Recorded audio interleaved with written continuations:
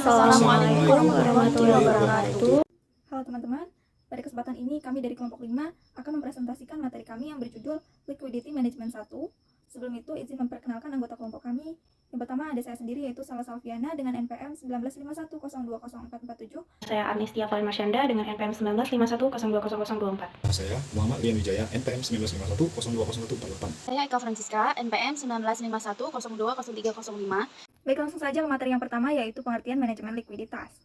Likuiditas merupakan kunci bank dan lembaga keuangan lainnya untuk dapat beroperasi. Liquidity management, menurut Kamus Besar Bahasa Indonesia, adalah sebuah solusi pengelolaan dari cash flow keuangan perusahaan yang menginginkan agar dana yang tersedia selalu terkelola dengan optimal dan efisien. Adapun pengertian menurut Duane Begrady mengemukakan bahwa manajemen likuiditas adalah melibatkan perkiraan permintaan dana oleh masyarakat dan penyediaan cadangan untuk memenuhi semua kebutuhan. Kemudian pendapat oleh Oliver G. Wood mengemukakan bahwa manajemen likuiditas adalah melibatkan perkiraan kebutuhan dan penyediaan kas secara terus-menerus, baik kebutuhan jangka pendek atau musiman atau bahkan kebutuhan jangka panjang. Secara umum, manajemen likuiditas bank merupakan suatu proses pengendalian dari alat-alat likuid yang mudah ditunaikan guna memenuhi semua kewajiban bank yang segera dan harus dibayar. Maka dapat kita simpulkan bahwa manajemen likuiditas ini adalah mengelola atau tata kelola bagaimana bank dapat memenuhi baik kewajiban yang sekarang maupun kewajiban yang akan datang bila terjadi penarikan atau pelunasan aset liability yang sesuai dengan perjanjian atau yang belum diperjanjikan. Tentang fungsi dan tujuan manajemen likuiditas. Jadi, kemampuan manajemen bank dalam menjaga likuiditasnya secara baik dapat menjamin terpenuhinya kewajiban sesuai aturan sehingga bank itu akan terhindar dari mengorbankan profit yang tinggi. Nah, yang pertama itu ada fungsi manajemen likuiditas.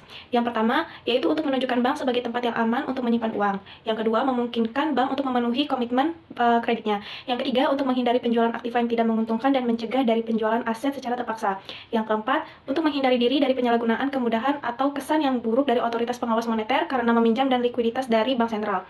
Nah, yang terakhir ada memperkecil penilaian risiko ketidakmampuan membayar kewajiban penarikan dananya. Selanjutnya ada tujuan manajemen likuiditas. Nah, adapun tujuan manajemen likuiditas adalah yang pertama untuk menjaga posisi likuiditas bank agar selalu berada pada posisi yang ditentukan oleh otoritas moneter yaitu Bank Indonesia. Kedua, mengelola alat-alat likuid agar selalu memenuhi semua kebutuhan arus kas termasuk kebutuhan yang tidak diperkirakan. Misalnya, penarikan yang tiba-tiba terhadap sejumlah giro atau deposito berjangka yang belum jatuh tempo.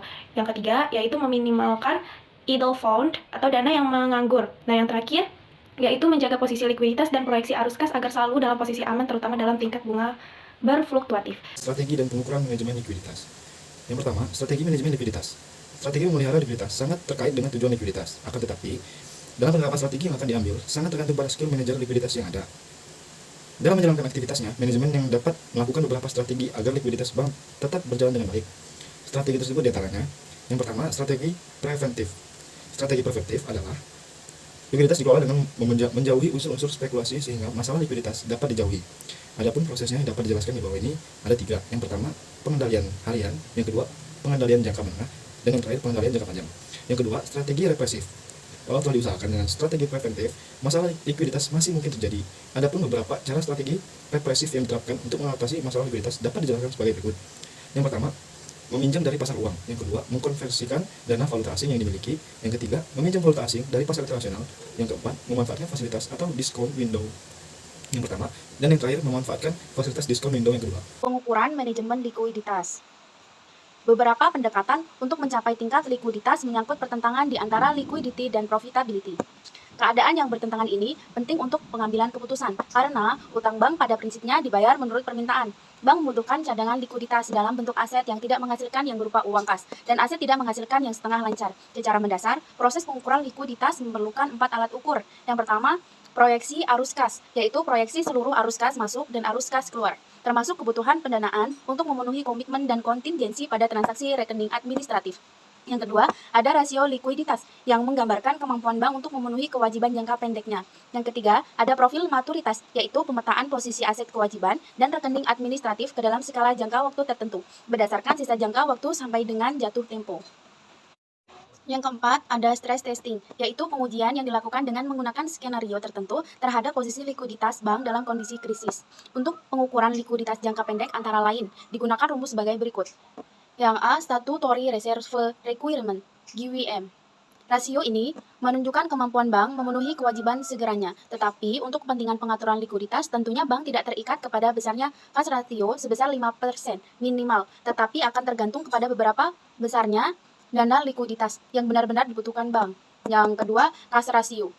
Rasio ini digunakan untuk mengukur kemampuan bank untuk membayar kembali simpanan nasabah pada saat ditarik dengan menggunakan alat likuid yang dimiliki. Semakin tinggi rasio ini, berarti semakin tinggi kemampuan likuiditas bank. Dan di sisi lain akan mempengaruhi kemampuan bank dalam menyalurkan kredit yang akhirnya akan berdampak pada profitabilitas. Yang ketiga, ada basic surplus. Rasio ini digunakan untuk mengukur keadaan likuiditas pada suatu saat tertentu. Untuk mengukur likuiditas dengan jangka panjang dapat dilakukan antara lain dengan rumus A. Liquidity ratio. Ratio ini digunakan untuk mengukur proyeksi kebutuhan likuiditas setelah memperhitungkan perkembangan usaha yang diinginkan dalam periode tertentu. Yang B. Liquidity index. Rasio ini digunakan untuk mengukur keadaan likuiditas dengan jangka waktu yang lebih panjang pada suatu saat tertentu. Yang C. Loan to deposit ratio LDR ini menyatakan kemampuan bank dalam membayar kembali penarikan dana yang dilakukan deposan dengan mengendalikan kredit yang diberikan sebagai sumber likuiditas. Atau dengan kata lain, seberapa jauh pemberian kredit kepada nasabah dapat mengimbangi kewajiban bank untuk segera memenuhi permintaan yang hendak menarik kembali dananya yang telah disalurkan oleh bank berupa kredit. Baiklah, itu saja materi yang dapat saya sampaikan. Saya akhiri. Wassalamualaikum warahmatullahi wabarakatuh.